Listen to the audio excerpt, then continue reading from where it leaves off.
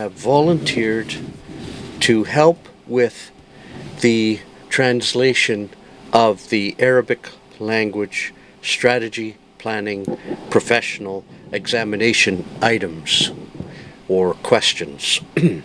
This is a very important task for the folks we like to refer to as our subject matter experts. Your relatively recent accomplishments with respect to passing the strategy planning professional examination and obtaining the SPP credential are a sign of your expertise, and we are grateful for having your services in this regard.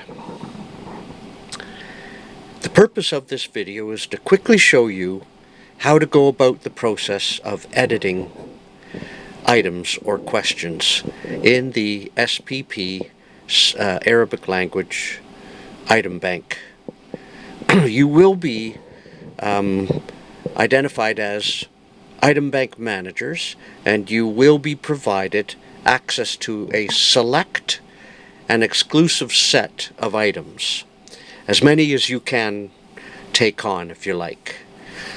We have 6 members analyzing the Spanish language item bank at this time, and they each have about 75 items to review.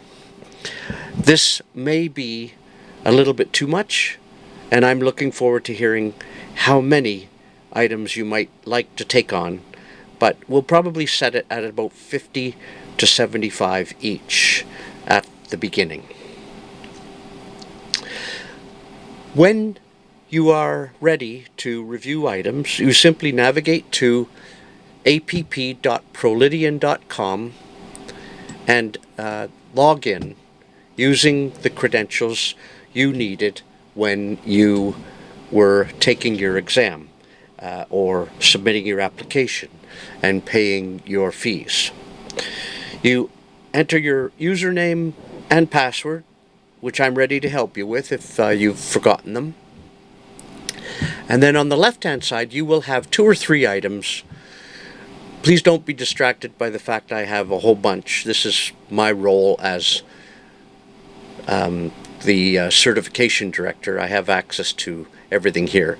But you will have probably a dashboard item and an applications item and an item that might show you your credential.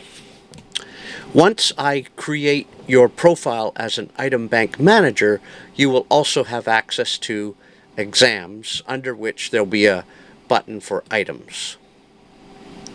You will click on items, and it will show that you have visibility to these 6 options. The only one that you will have access to will be this one, the SPP Arabic. If by accident you click on another one, it will show you a red flag in the top right-hand corner and explain that you don't have access to that one. Again, the only one that you need to have access to will be the Arabic item bank. You will click on it, and the result will be a window that shows you the items that you have been given permission to review. Now, currently there are 319 items, and I have visibility on all of them, but you will have, again, select exclusive permissions to access a restricted set of items, possibly numbering up to 75. You click on each item one by one, and you are presented with the prompt. I'll make this slightly bigger, as well as the responses. Now, you will notice one of your colleagues has begun to edit this one, and they're using red ink. We have to avoid this because it distracts examinees. If they see red ink, they might wonder what's going on. all of your edits must be in the same ink cover. You can begin by using red ink, and you do so, of course, by picking the edit icon or tool that you need to make changes. But in the end, I request you select all the text and you change the color to all black and click Save. All right? And the same will be for the responses. Now, I must insist that, or point out that, as you know, examinations of this type with a question and 4 responses consist of the right response or correct response, which is marked by the check mark, and then 3 incorrect responses, one of which is supposed to be really, really close, but not as good as the correct answer.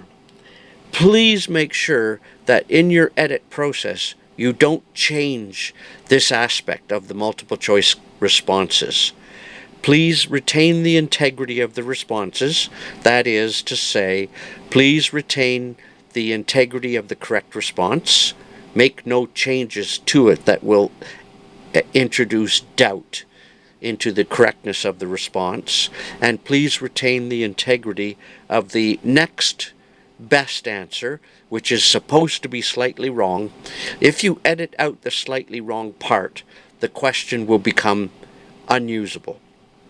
And the same goes to the other 2 options or responses that are supposed to be incorrect. If you happen to introduce edits of a grammatical nature to those 2 incorrect responses, please do so. Thank you. But make sure you do not change the integrity of their error. That is to say, although you make them grammatically correct, they must still be incorrect insofar as the question and answer is concerned.